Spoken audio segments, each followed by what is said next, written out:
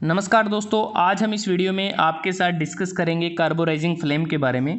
Carburising flame gas welding flame का एक type है और गैस वेल्डिंग फ्लेम तीन टाइप की होती है: न्यूट्रल फ्लेम, ऑक्सीडाइजिंग फ्लेम और कार्बोराइजिंग फ्लेम। इस वीडियो में हम आपके साथ कार्बोराइजिंग फ्लेम को विस्तार पूर्वक डिस्कस करेंगे। कार्बोराइजिंग फ्लेम का दूसरा नाम होता है रिड्यूसिंग फ्लेम। कार्बोराइजिंग फ्लेम में ऑक्सीजन और एसिटिलीन की जो रेशो रहती है वो 0.9:1 रहती है। आप यहाँ से देख सकते हैं कि ऑक्सीजन की अमाउंट कम होती है और एसिटिलीन ज़्यादा अमाउंट में होती है।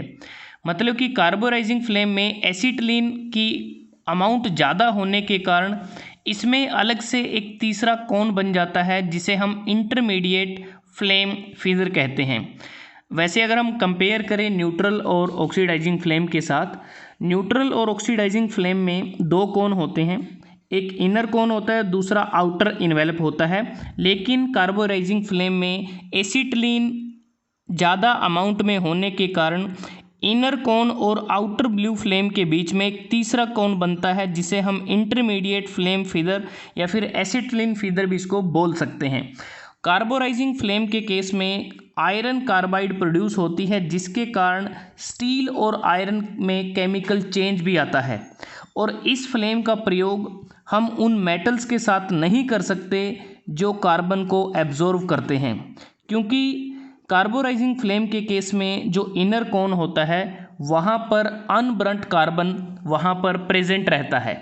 अनबर्न्ट कार्बन प्रेजेंट इसलिए रहता है क्योंकि कार्बोराइजिंग फ्लेम में ज़्यादा एसिटिलीन बर्न होती है जिसके कारण अनबर्न्ट कार्बन बनता है। अगर हम उन मेटल्स के साथ कार्बोराइजिंग फ्लेम का प्रयोग करें जो कार्बन को एब्जॉर्व करते हैं, उससे होगा क्या, उससे कुछ गैस बबल्स बनेंगे और जो गैस बबल्स बनेंगे वो हमारे तभी बनते हैं जब अनबर्न्ट कार्बन मोल्टन मेटल में एब्जॉर्व हो जाता है और गैस बबल के कारण पोरोसिटी बढ़ जाती है जो एक कास्टिंग डिफेक्ट होता है। अगर आप यहाँ देखें, जैसा हमने लिखा है कि जो कार्बोराइजिंग फ्लेम है हम यूज़ नहीं करते कार्बन स्टील के साथ, क्योंकि अनबर्न्ट कार्बन एब्जॉर्व होगा मोल्टन मेटल में जिसके परिणाम स्वरूप गैस बबल्स बनेंगे और पोरोसिटी बढ़ जाएगी और साथ में जो क्वालिटी है वेल्ड की वो भी हमें अच्छी तरह से नहीं मिलेगी। उसके बाद अगर हम बात करें कार्बोराइजिंग फ्लेम में, जैसा कि बात की ज़्यादा एसिटिलीन होती है ऑक्सीडाइजिंग फ्लेम के मुकाबले। इसके अलावा जो इनर कोन का जो टेम्परेचर होता है वो न्यूट्रल फ्लेम और ऑक्सीडाइजिंग फ्लेम के इनर कोन के टेम्परेचर के मुकाबले भी सबसे कम रहता है। मतलब कि तीनों फ्लेमों में सबसे कम जो इनर कोन का टेम्परेचर होता है वो कार्बोराइजिंग फ्लेम का रहता है। वो तकरीबन 2900 डिग्री सेल्सियस से 3100 डिग्री सेल्सियस के बीच में रहता है। उसके बाद अगर हम बात करें कि कार्बोराइजिंग जो फ्लेम है ये हमें मिलती कैसे है, कैसे इसको हम प्रोड्यूस कर सकते हैं गैस वेल्डिंग टॉर्च से। अगर आप ये देखें, ये डायग्राम आपके सामने गैस वेल्डिंग टॉर्च का है जिसमें दो रेगुलेटर लगे हैं। ब्लू कलर का जो रेगुलेटर है वो ऑक्सीजन गैस के लिए है और रेड कलर एसिटिलीन गैस के लिए है। तो सबसे पहले हम न्यूट्रल फ्लेम को बनाते हैं और न्यूट्रल फ्लेम को बनाने के बाद धीरे धीरे एसिटिलीन का जो रेगुलेटर है इसको धीरे धीरे ओपन किया जाता है जब तक हमारा जो एसिटिलीन का जो फीडर है वो इनर कोन के एंड तक ना आ जाए।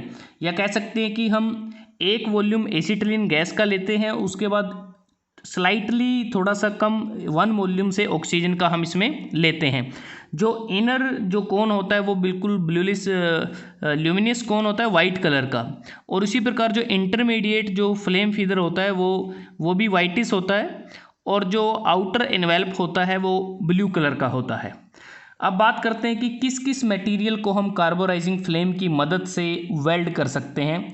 वो मटेरियल जो आसानी से ऑक्सीडाइज हो जाते हैं उन मटेरियल्स को हम वेल्ड कर सकते हैं, जैसे high speed steel, low alloy steel, cemented carbides, cast iron, oxygen free copper alloy, nickel alloy जैसे मोनल, एल्यूमिनियम इत्यादि। और जैसा कि हमने बात की कि इसमें जो अनबर्न्ट कार्बन होता है हमारा इनर कोन में, तो अगर वो मोल्टन मेटल में चला जाए या वेल्ड पूल में या वेल्ड पडल में चला जाए तो वो क्या होगा, उसकी बॉइलिंग स्टार्ट हो जाती है। और अगर ऐसा हो जाता है, हमें लगता है कि बॉइलिंग थोड़े से स्टार्ट हो गई है, वो न्यूट्रल फ्लेम में नहीं होती, तो जब सॉलिडिफिकेशन होती है मोल्टन मेटल की तो उस दौरान थ्रू आउट जो लेंथ होगी हमारे वेल्ड की उस पर पीटेड सरफेस बन जाएगा और जिससे क्या होगा कि जो वेल्ड बीड है उसकी हार्डनेस ज़्यादा हो जाएगी और वो ब्रिटल हो जाएगा। इस प्रकार हमें हार्ड ब्रिटल वेल्ड मिलेगा। और दूसरी बात कि कार्बोराइजिंग फ्लेम में अनबर्न्ड कार्बन होने के कारण इसको डर्टी फ्लेम भी कहा जाता है, डर्टी फ्लेम। और इसको 2x फ्लेम भी बोला जाता है। 2x फ्लेम इसलिए बोला जाता है, इसकी जो लंबाई होती है वो इनर कोन से डबल होती है। अगर माना जाए कि इनर कोन की जो लेंथ है वो x है, तो जो इंटरमीडिएट फ्लेम कोन की जो लेंथ होगी वो 2x होगी, इसलिए इसको 2x फ्लेम भी बोला जाता है। इसके अलावा जब हम सिल्वर सोल्डर या फिर सॉफ्ट सोल्डर ऑपरेशन करते हैं तो उस केस में भी हमें इंटरमीडिएट और आउटर फ्लेम कोन्स का इस्तेमाल करना पड़ता है। तो दोस्तों आज हमने आपके साथ डिस्कस किया गैस वेल्डिंग फ्लेम का इम्पोर्टेंट टाइप, जिसका नाम है कार्बोराइजिंग फ्लेम, जिसे हम रिड्यूसिंग फ्लेम के नाम से भी जानते हैं। अगर आपको ये वीडियो अच्छा लगा आप इसको लाइक कर सकते हैं, शेयर कर सकते हैं अपने दोस्तों के साथ, स्टूडेंट्स के साथ, और चैनल को सब्सक्राइब करना ना भूलें। जल्दी हाजिर होते हैं एक नए वीडियो के साथ, तब तक के लिए धन्यवाद। आपका दिन शुभ रहे।